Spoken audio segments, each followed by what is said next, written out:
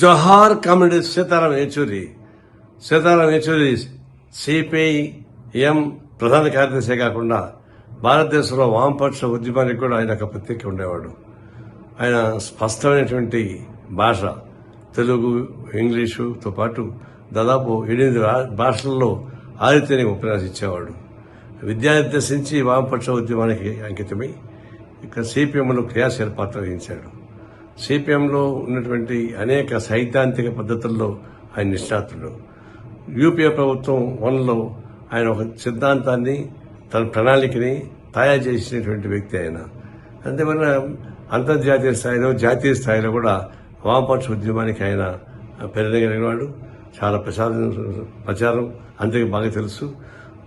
జాతీయ స్థాయిలో, అంతర్జాతీయ స్థాయిలో సమావేశాల్లో కూడా నేను ఆయనతో కలిసి పాల్గొనడం జరిగింది.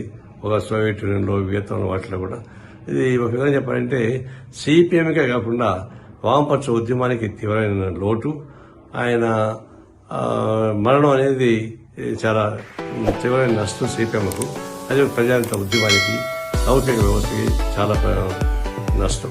అందుకు మతోన్మాద పార్టీలు విజృంభిస్తున్న తరుణంలో ఈ సమయంలో సమర్థవంతంగా గళాన్ని వినిపించేటువంటి వ్యక్తిగా ఉన్నటువంటి సీతారాం యేచూరి గారు అనేక ఉద్యమాల్లో పాల్గొన్నాడు. ఆయన పార్లమెంట్లో మా సోదరులపై చేశాడు, బయట ఉద్యమాలు సాగించాడు. ఒక నిష్ణాత్మైనటువంటి వామపక్ష ఉద్యమ ప్రతినిధి చనిపోవడం అనేది చాలా బాధాకరం. వారి లేని లోటు తీర్చడం సాధ్యం కాదు. వారి మరణం పట్ల భారత కమ్యూనిస్ట్ పార్టీ తరఫున ప్రగాఢ సంతాపం తెలియజేస్తున్నాను. సిపిఎం సభ్యులకి, వామపక్ష ఉద్యమకారులకి నా సంతాపం తెలియజేస్తా ఉన్నాను.